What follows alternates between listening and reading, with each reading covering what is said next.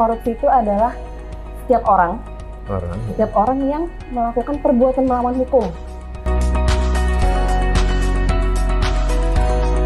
Dari 30 jenis ini kemudian kelompokkan lagi menjadi 7 kelompok besar. Di antaranya kerugian keuangan negara, suap menyuap, kemudian perbuatan curang, penggelapan dalam jabatan, pemerasan, dan gratifikasi. Halo, ketemu lagi dengan kami di O-Public, obrolan seputar pelayanan publik dari Mall Pelayanan Publik Kota Samarinda, pusat informasi pelayanan publik di Kota Samarinda. Kali ini kita bersama dengan auditor dan penyuluh anti korupsi dari Inspektorat Kota Samarinda. Kita bakal ngobrol-ngobrol tentang apa sih itu gratifikasi. Nah, bersama kita sudah ada Ibu Siti Nur Aini, SEAKCA. Selamat datang Ibu Siti, apa Ibu Nur ini kami panggil? Aini saja, Ibu Bapak. Aini, boleh. Cahaya mata nih ya Bu ya. Kita ngobrol santai saja, mungkin kita kupas habis tapi ini tentang gratifikasi. Sebenarnya apa sih yang dimaksud dengan gratifikasi itu Ibu Aini? Baik, gratifikasi itu adalah salah satu bentuk korupsi. Korupsi maksudnya Iya. ya? Oke, Jadi oke. kalau kita bicara Undang-Undang Tindak Pidana Korupsi nomor 31 tahun 1999, Junto nomor 20 tahun 2001, korupsi itu adalah setiap orang yang melakukan perbuatan melawan hukum, menguntungkan dirinya sendiri, orang lain maupun korporasi yang dapat merugikan keuangan negara ataupun perekonomian negara. Oh, Nah, itu korupsi. Nah, korupsi sendiri ini berdasarkan undang-undang dibagi menjadi 30 jenis, Pak. Dari 30 jenis ini kemudian kelompokkan lagi menjadi 7 kelompok besar. Di antaranya kerugian keuangan negara, suap menyuap, kemudian perbuatan curang, penggelapan dalam jabatan, pemerasan, dan gratifikasi. Gratifikasi. Nah, gratifikasi ini adalah pemberian dalam arti luas sebenarnya. Jadi apapun bentuknya. Apapun bentuknya, bisa uang, bisa barang, bisa pengobatan cuma-cuma, bisa diskon atau rabat, bisa tiket perjalanan, Diskon voucher. bisa jadi gratifikasi juga. Nah, dan fasilitas lainnya, baik itu di dalam negeri maupun di luar negeri. Parcel? Parsel termasuk juga. Kita lihat dulu nih, tapi nanti parselnya ini dari siapa dan tujuannya buat apa. Oke. Seperti itu. Kalau dengan suap apa bedanya? Kalau kita bicara gratifikasi dengan suap ya, anggaplah ini saya adalah pelayan publik, Bapak sebagai masyarakat. Oke. Kalau siap. gratifikasi, Bapak yang secara intens memberikan kepada saya sebagai ucapan terima kasih, pemberian cuma-cuma, Oke. seperti itu. Jadi dari masyarakat. Masyarakatnya ke Oke. pelayan publik. Oke, siap. Tidak ada paksaan nih. Itu Ya kan? gratifikasi. Itu gratifikasi. Tidak ada janji-janji. Tapi kalau misalnya suap, itu adalah kita ibaratnya kesepakatan. Oh. Bapak minta bantuan saya bantu, tapi dengan syarat ketentuan berlaku. Nah, itu sudah suap. Kalau seperti Jadi jargon transaksional. wani piro gitu, itu Iya, suap itu maksudnya. Kalau yang seperti itu pungli, Pak. Oh, Itu pungli lagi. pemerasan. Oh, beda Nah, lagi. kalau pemerasan itu adalah pegawai negerinya nih secara intens. Misalnya Bapak mau mengurus sesuatu nih, Bapak mau jalur cepat atau jalur lambat nih. Oh, misal nah, gitu.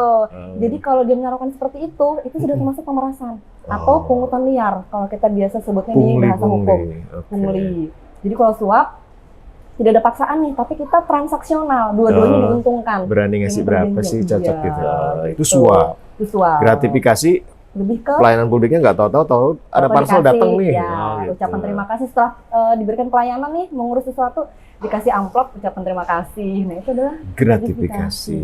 Oke, siap. Terus kalau kita mendapatkan gratifikasi, itu apa yang harus dilakukan sih? Yang pertama, tolak. Sebisa mungkin ditolak dulu, Pak. Tapi kan kadang-kadang ada situasi-situasi kita tidak bisa menolak ya. Iya. Misalnya nih ternyata dapat hadiah itu diantar ke kantor pada saat kita tidak di tempat. Oke. Atau ada yang lebih rajin misalnya ngantar ke rumah gitu kan ya. Nah, itu sebisa mungkin kalau kita tahu alamat pengirimnya, yang memberikan siapa, kita kembalikan. Oke. Tapi siap. kalau misalnya memang tidak bisa, dilaporkan. Satu tolak Satu dulu. tolak dulu, yang kedua Kemudian- kalau memang tidak bisa ditolak, dilaporkan. Apa yang dilaporkan ini? Kita laporkan nih Pak. Jadi kalau kita mau melaporkan gratifikasi itu kan ada berbagai cara nih ya. Satu, bisa kita ke UPG jika memang sudah ada UPG. Kalau di Kota Samarinda itu UPG itu adalah unit pengendalian gratifikasi. Oke. Untuk lingkup pemerintah kota ada di Inspektorat. Oh, siap. Begitu. Kalau ke inspektorat itu batasnya adalah 10 hari maksimal setelah kita menerima gratifikasi. Setelah 10 hari dapat hadiah, laporin nih ke Laporkan UPG. Oke. Tapi kalau misalnya kita tidak mau ke UPG, juga ada media lain, Pak. Jadi KPK itu punya namanya website atau aplikasi goal.kpk.go.id. Gold emas itu? Iya, GOL aja.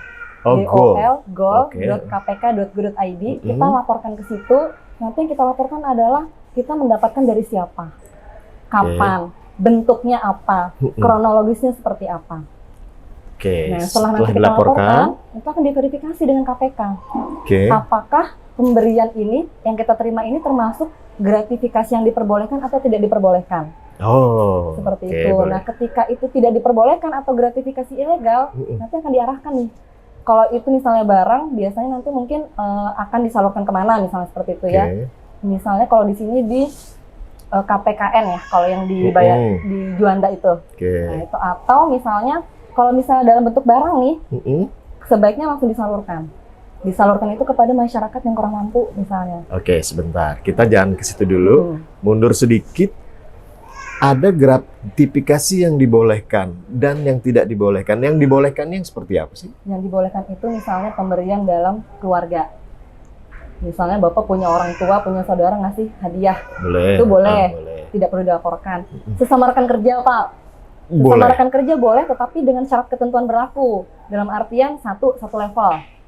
Kemudian ada batasannya, yaitu 200.000 per satu kali pemberian. Maksimal dalam 1 tahun adalah 1 juta. Nah, jadi harus waspada juga nih Pak, kita kalau sering ditraktir teman gitu ya. Begitu dihitung ternyata dalam 1 tahun kalau lebih dari 1 juta nih perlu menjadi kewaspadaan juga nih, ada apa nih.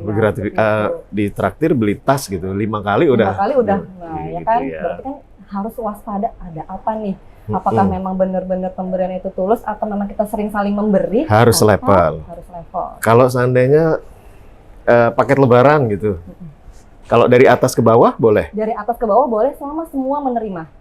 Kemudian kalau mau paket lebaran itu Pak, jangan atas sama perorangan. Karena kalau atas sama perorangan kan nanti yang di bawah juga kan berpikirnya, oh pimpinan saya yang ini baik ya, yang ini tidak baik. Sebaiknya kalau mau seperti itu atas nama instansi. Jadi dihimpun atas nama instansi, pemberiannya pun atas nama instansi. Seperti itu. Untuk menghindari diskriminasi juga. Jadi kalau dari bawah ke atas? Kalau dari bawah ke atas sudah pasti gratifikasi yang berhubungan dengan jabatan. Gitu. Karena kalau bukan atasannya, pasti nggak mungkin ngasih kan Pak. Nah, seperti itu. Jadi kalau dari atasan ke bawahan itu jangan nama atas nama pribadi ya, atas nama institusi. Oke, kemudian itu udah jelas nih.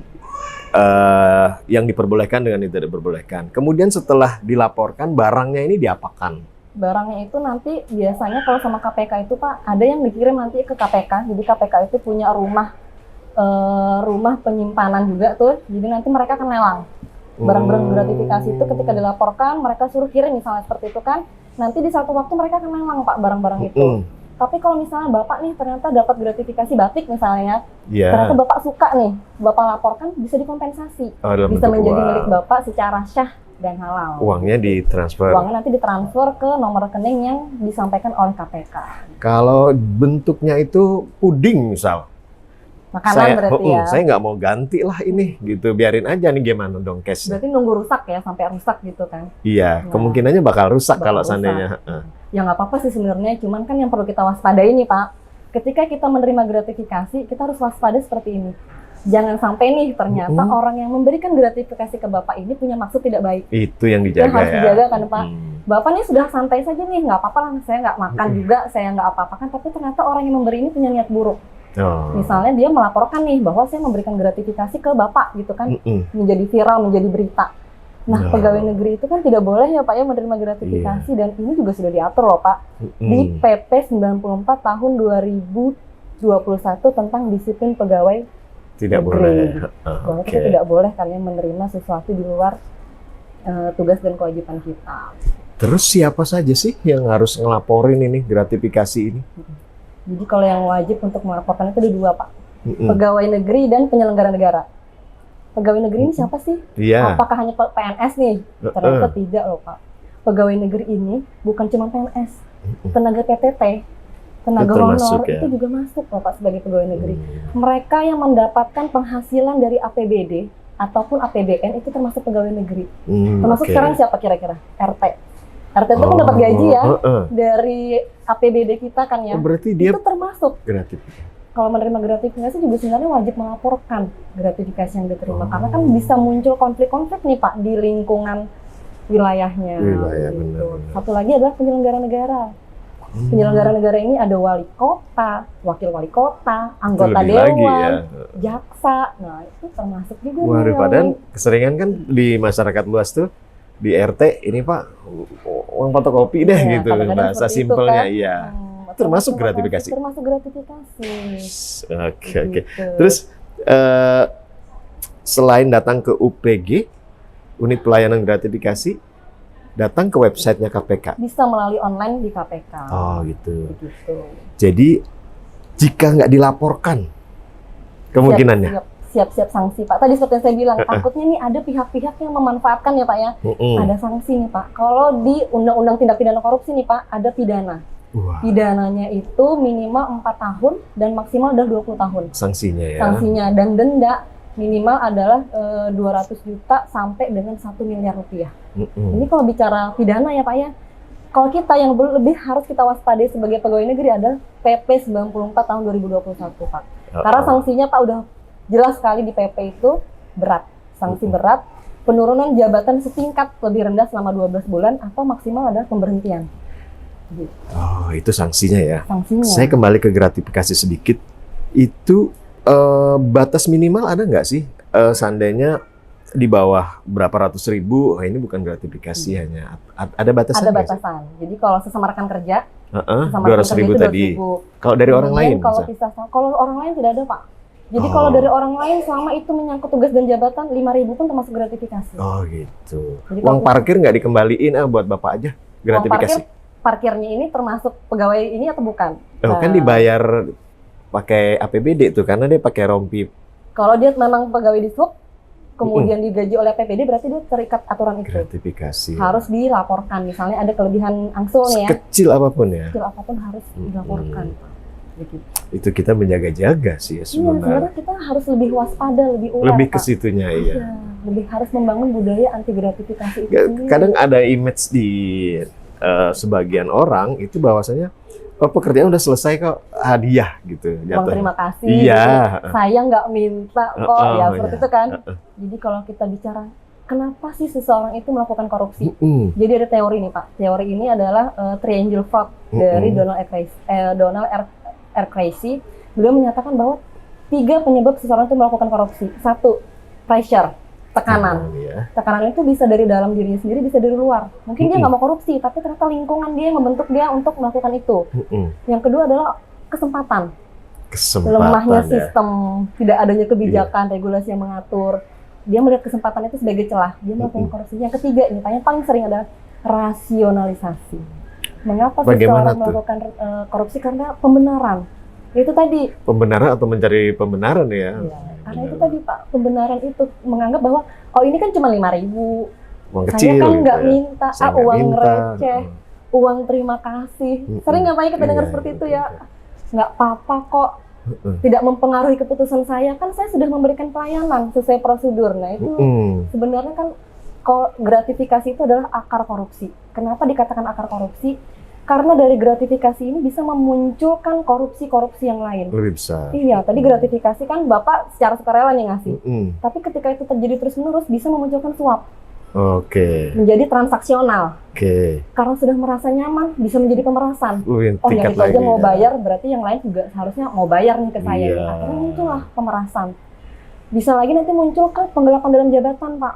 Memanfaatkan jabatannya untuk mengambil keputusan-keputusan yang tidak sesuai dengan prosedur. Nah Iya. itu bisa menimbulkan jenis korupsi yang lain. Padahal Oke, dari hal yang siap-siap ya. kecil itu, Kecil Pak. ya.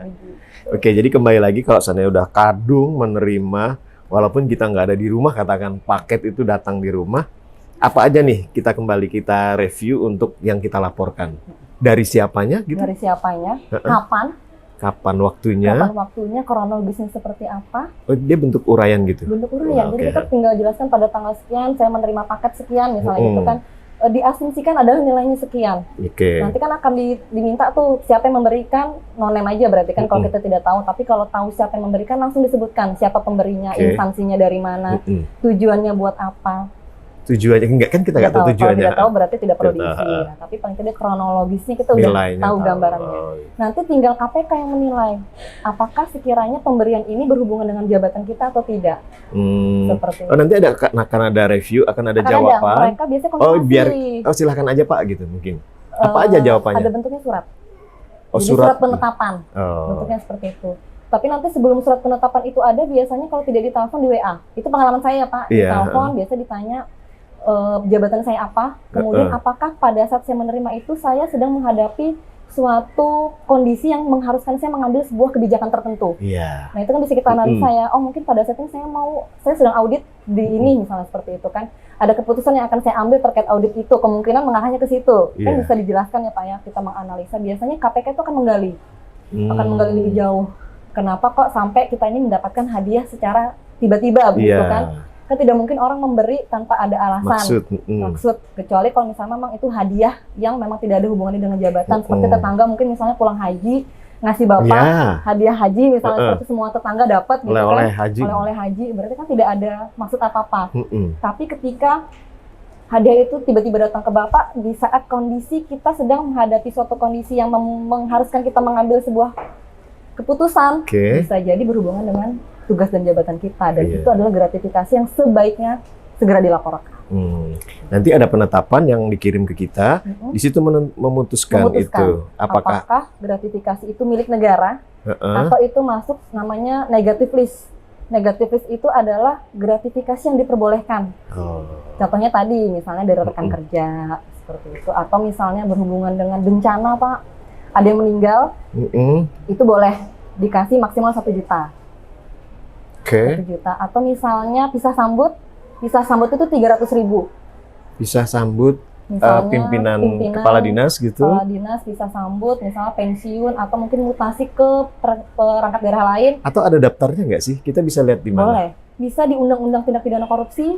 Atau di Perwali nomor 10 tahun 2022 punya Kota Samarinda. Nah, itu ada daftarnya yang diperbolehkan. Apa saja sih yang harus kita laporkan dan yang tidak harus kita laporkan, kemudian batasannya seperti apa, ada semua di situ. Tata cara kita melaporkan pun. Khawatirnya semua dilapor, ini KPK bingung juga ini hal-hal kecil dilaporkan gitu. Ternyata diperbolehkan kan gitu ya. Karena penting ya buat kita untuk paham nih yang mana boleh, yang mana tidak boleh gitu kan. Kuncinya semua pemberian ternyata gratifikasi kalau dari orang lain ya. Kecuali dari ibu ke anak kali, anak ke ibu kali. Anak ke ibu. Tapi antar keluarga juga boleh, harus waspada juga loh Pak. Kemungkinan bisa. Contohnya misalnya gini, Bapak punya keponakan atau punya ipar ya. Ternyata keluarga Bapak ini adalah rekanan. Oh, dia punya penyedia kegiatan. Jasa gitu kan. Penyedia jasa. Mendekati Bapak dalam rangka mungkin mau lobby-lobby di kantor Bapak ada pengadaan apa ya. Bisa nggak saya masuk untuk menjadi penyedia? Nah ini kan berarti pemberian yang ada maksud dan tujuan. Berarti kita harus bisa memisahkan nih, menganalisa ini kira-kira pemberiannya memang pure sebagai keluarga atau ada sesuatu nih di balik itu. Jadi sejak kita tahu gratifikasi harus lebih hati-hati ya atas pemberian siapapun ya. Menjaga kemungkinan. Sebenarnya memang ini aturan untuk menjaga pegawai negeri sebenarnya ya, untuk tetap bersih gitu. Oke, kalau emang belum detail ini kita bisa tanya kemana nih? Bisa ke ada inspektor. Kontak layanan nggak sih? Jadi kalau kita di inspektorat itu Pak ada yang namanya penyuluh anti korupsi yang telah tersertifikasi oleh KPK. Jadi kalau misalnya kita ingin tahu lebih detail, instansi kalau mau melakukan sosialisasi nih Pak, boleh bersurat ke inspektorat untuk dilakukan sosialisasi terkait gratifikasi. Atau kalau mau datang langsung ke inspektorat pun bisa. Di mana nih alamatnya? Inspektorat itu ada di Jalan Dahlia nomor 9 Komplek Balai Kota. Selain di Balai Kota, di MPP ada kan ya? Di MPP juga ada Pak. Di MPP inspektorat itu udah buka layanan loh. Layanan jadi nggak usah jauh-jauh dong ya. Jadi kalau mau ngurus apa di MPP bisa sambil mampir. Tanya ke standnya inspektorat. Inspektorat, boleh. Sebelum kita close nih, apa yang mau disampaikan tentang gratifikasi atau pesan-pesan nih buat kita pegawai negeri atau kita kembali nih ke masyarakat dulu, itu kan dari sisi ke pegawainya. Kalau dari sisi masyarakatnya gimana nih? Ada nggak ke situ? Jadi kalau dari sisi masyarakat memang kita harus mengedukasi masyarakat juga ya Pak ya, untuk stop, tidak usah lagi memberi kepada petugas pelayanan publik. Oh gitu. Jadi kan kita itu sudah dibayar, sudah digaji oleh negara untuk melayani masyarakat. Jadi masyarakat pun, yuk kita bantu pegawai negeri kita untuk lebih bersih, lebih berintegritas, akuntabilitasnya Pak ya, dengan tidak memberikan gratifikasi kepada petugas layanan kita. Oh, iya. Jadi masyarakat juga harus tahu nih batasannya nih ya. Beruntungnya sekarang layanan publik rata-rata udah online ya, itu udah mengurangi transaksional tadi ya. Oke. Sip. Boleh closing statement deh. Pemberantasan korupsi bukanlah tanggung jawab aparat penegak hukum saja, tetapi sebenarnya menjadi tugas kita semua. Kita semua bisa berperan aktif dalam pemberantasan korupsi melalui diri sendiri. Dari diri kita, mulai dari hal kecil, mulai dari saat ini kita biasakan untuk tidak melakukan perilaku-perilaku koruptif. Salah satunya adalah tidak memberikan gratifikasi dalam bentuk apapun kepada petugas layanan publik di pemerintah Kota Samarinda. Siap. Jadi mulai dari saat ini, mulai dari diri sendiri ya. Mulai dari hal yang mari kecil. sama-sama kita mencegah gratifikasi. Terima kasih Ibu Aini atas kedatangannya di Opablik kali ini. Sama-sama, Dan Pak. mohon maaf juga kalau ada salah-salah kata obrolan kami hari ini. Dan yang belum subscribe, jangan lupa untuk segera subscribe biar tidak ketinggalan informasi yang ada di Opablik ini tentang pelayanan publik di Kota Samarinda. Dan yang belum like, jangan lupa juga untuk segera like, komen, dan share biar segera menyebar informasi pelayanan publik ini ke seluruh masyarakat Indonesia, khususnya di Kota Samarinda. Kami tutup dengan wabillahi taufiq wal hidayah. Wassalamualaikum warahmatullahi wabarakatuh. Samarinda semakin maju, maju, maju, maju.